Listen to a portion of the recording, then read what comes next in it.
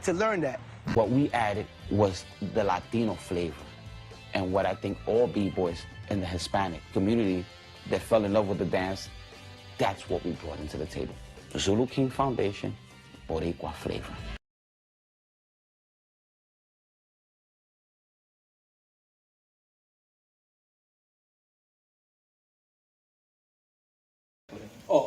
And in that neighborhood, a lot of the pioneers of hip hop, Bambata, Flash.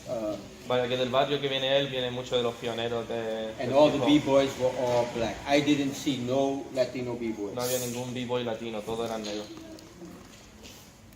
Yeah. Never heard of TBB, never heard of CC, never heard of them. In my neighborhood, all the b-boys, never heard of them.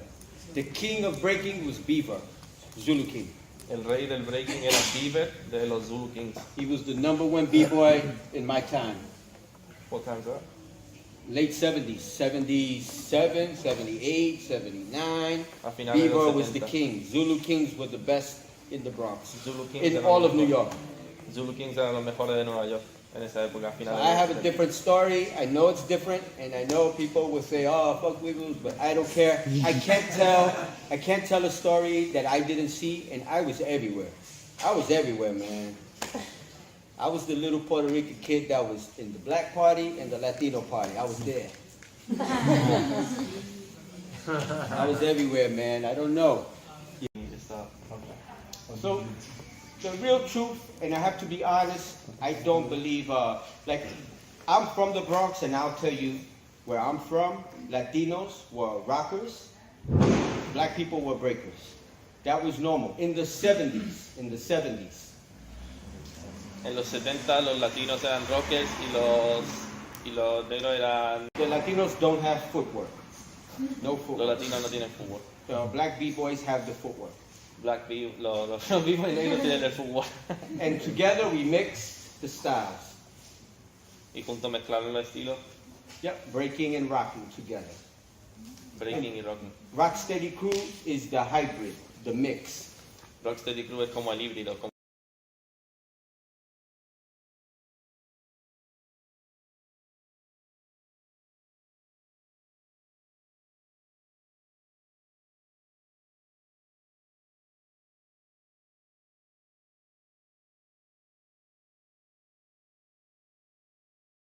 There are 4 basic elements of breakdance: top rock, down rock, sometimes called footwork, power moves, and freezes. Top rock refers to a combination of steps performed while standing up, and is usually the sequence that starts a breakdance routine. Down rock refers to moves performed with hands and feet on the floor. There were 2 teenage dancers who were members of the all-black Zulu Kings. One of those dancers was known as Beaver. Beaver innovated a sporadic style of footwork while his hands were on the ground. This footwork became the main foundation of their dance. The other dancer was known as Robbie Rob. He created the first chair freeze. This freeze was a pseudo headstand with the elbows tucked into the waist as the legs were crossed one over the other and elevated. What they started was a type of dance style that went down to the floor with footwork that became known as floor rocking and would finish with this unique chair freeze pose.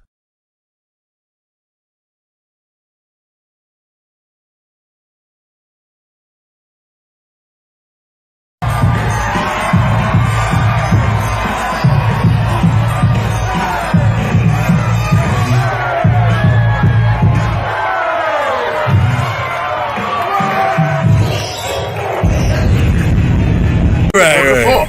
I also want to give a shout out to Beaver from Bronx River. Okay. He was a couple of years younger than me, but this dude, he was electrifying as a b-boy.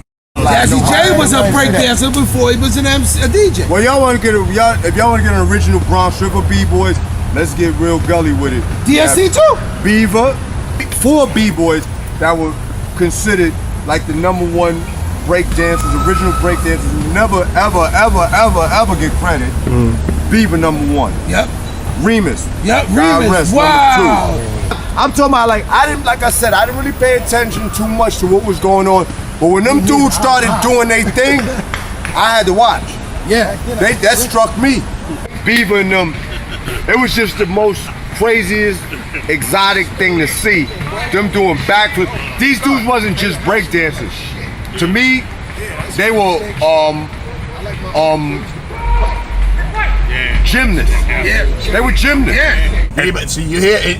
Let me tell you, they talk about Beaver, and even with Beaver, because a lot of the cats who know the history, they think Beaver's the first person who started breakdancing and b-boying. He's a baby Zulu. He's under us. Yeah, he's a baby Zulu. But let me tell you about him. He was a baby Zulu. He was maybe 5-6 years younger. Yeah. Than we were. Yeah. But he was really. I mean, this young guy. Me being older, used to watch him dance and stole some of his moves because he used to do this helicopter move. And then we used to do the helicopter move. You know, as we growing up, you know, b-boying, but then he did it in reverse. One day I saw him do it in reverse helicopters, and I was like, wow. And I went home and tried it.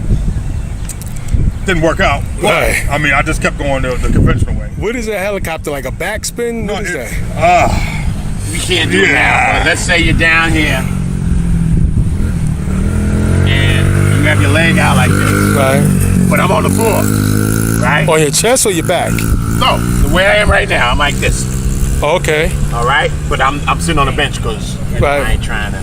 You're in the squat position. I'm in squat, and you swing your leg around. Oh, okay. And you swing it around. That's the helicopter. Beaver and us too, as Zulus, we used to do it the opposite way. And then we had one, me and Pap. We used to do it with both legs. We go like this, and then switch legs, and then switch legs, and go like that. Okay. All right. So Beaver was nasty, but when Beaver was under us, he was a baby Zulu. Nice. Get it twisted. Nice. He's a baby Zulu. Baby Zulu. Shout out to Beaver. I haven't seen him in 100 years. They got a picture of him on one of the sites, the b-boy, 70s b-boy thing. Okay. As a grown man. Oh yeah? With a suit on and everything, yeah. And I look at Beaver all grown up. Yeah. But Beaver was a little dude, man. He was nasty. We had a bunch of baby Zulus. My namesake, Little Charlie Rock, Kyle Charlie Long. Little Charlie Rock. Oh, it was a Little Charlie Rock? Yeah. Wow. Charlie Long, he's on Facebook. Wow. Yeah. Little Ring. I got down straight up after BAM, Asrock Stadium in 81, 82 to take over the name and to keep it alive, and I still do it to this day. I will be a Zulu King for the rest of my life. Shout out to Beaver, who was my biggest influence back in the 70s. Beaver used to get down around my block because he used to play ball in the PAL. He's like the biggest name I ever heard of. I'll be honest, I never heard of like these Spy and Cat. The name that echoed in my neighborhood, which is considered the Bronx River area, that same area, was Beaver. And when Beaver came out, there was no holding back. He was top dog, number one. That kid killed everybody, man. He was the nastiest cat. No one could hang with him, and for me to be a Zulu King was proud, even though I'm not worthy. But I'm happy to be down. And all my Zulu Kings out there, all my keys, all my queens, peace out, peace, queens, stay real and stay righteous, alright?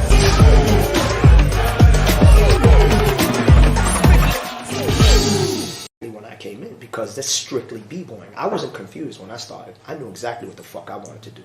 And I saw Rocky in 78, 79, 80, because Kid Terrific, Marky D, rest in peace, Midnight Rockers from 82nd Street. It was groups like this that people rocked, and they stayed on top. And I could tell the dude was riding a horse, do the lasso, pull out a gun or a bow and arrow, I saw these things. But they weren't, I didn't feel like, I want to do that. When I saw breaking, I wanted to do that because I was a kid, and it was like a dare. Like, you ever play in the streets, like, yo. The dance is called drops. The heart and soul of the dance really is the footwork. The footwork shows you another different stage of the dance, which also allows you to be creative and gives an element of surprises. Okay? Before we dropping on the floor, when we were dancing before that. Oh yeah, that was before floor moves. Yeah, basically it was before you hit the floor. Now the floor, the burning came with the first, but then the floor move. That's like say you started adding to the repertoire of your dance. Yeah, like the true b-boy thing is when the floor moves come in. But prior to that, kids yeah, burning, you're dancing, you're doing all. and you might screw somebody's head off, kick it down the, you know, it was about showing up the person, embarrassing the person, that's burning. But as we hit the floor, that's when the b-boys. How long was burning and rocking before they hit the floor? Like how many years they was doing burning? Very early 70s, late Very 60s, early very early 70s. When I was like a kid. Right. You know, because I remember, you know, we kids at the school dance, you know. Was that all over the city, or was that just a Bronx thing, burning? I guess there were other parts of the city that were doing that. Yeah? Yeah. Probably so. The b-boy thing, the floor, that's a Bronx thing. Yeah. Bronx. Yeah. The b-boy, the real b-boy, come with Herc and the floor and everything. It's just like you had cats. When people stayed on the floor. Breaking was not like, let me show you how classy my dancing is. Breaking was a radical, athletic, sporadic, go off type of hardcore thing. You know, I mean, visually, footwork always stands out, like someone just running, going rapidly with fast moving feet on the floor. That's what the main thing that reminds me of breaking. Not the spin. Those are the things that came later that I was like, yo, I gotta get that. But when I think about breaking, I think about just going the fuck off fast with footwork. Because that's what visually I'd never seen in my life. Thomas Flair and all that shit came later. Yeah. And I could say, oh, well, that's from the Olympics. But when I saw footwork, I said, I can't, where do I'd never seen that shit. You know, and it was not in a fucking gymnasium. It was in the concrete. It was in a park. So when you talk about dances prior, I guess testimonials of b-boying or breaking, b-girling, what have you. And for those of you who don't know what that term is, it's a dance that typically starts up top with fancy footwork and winds up on the ground with a series of footworks and then a freeze maybe, or a spin, etc. That's what breaking is. So I would say that if you choose not to do footwork, if you don't want to do it, I mean, if you do footwork and it sucks and it's whack, I mean, still peace, you're still doing footwork. I'll give you respect. I mean, everybody has to get better. But if you don't have a footwork in your vocabulary of what you do and there's no footwork, I don't really see that as, you know, having the ability to call yourself a b-boy or b-girl, because footwork is the core. To me, footwork is probably the most raw thing that happened first, was that spastic running around the body. That context of running around your body and twisting fast for one solo and then stopping never happened until, you know, the 70s. When that happened, that was a different way of approaching dance for the era, with the music and the fashion and everything that the 70s had. So that is the raw essence. Like, I remember seeing footwork and being, what the hell is that? I couldn't compare it to gymnastics. I couldn't compare it to anything that I've seen already on TV or in, you know, anywhere. I was like, that's crazy. So, but then I saw the moves, single moves, like a chair or, you know, and I was like, that shit is crazy too. I like that. But, you know, after watching it a few times and then hanging out with a couple of the fellas, you could see that you needed to have dope footwork. Like, your footwork had to be dope, because that's what set up all your moves, the footwork. So I say, you know, if your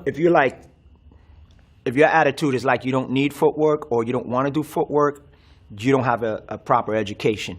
And if you don't have a proper education to understand the fundamentals, I don't think you should call yourself a b-boy, b-girl. I mean, it's part of the law. It's like, if you're going to learn an art form, learn the art form. If you're going to take one thing from the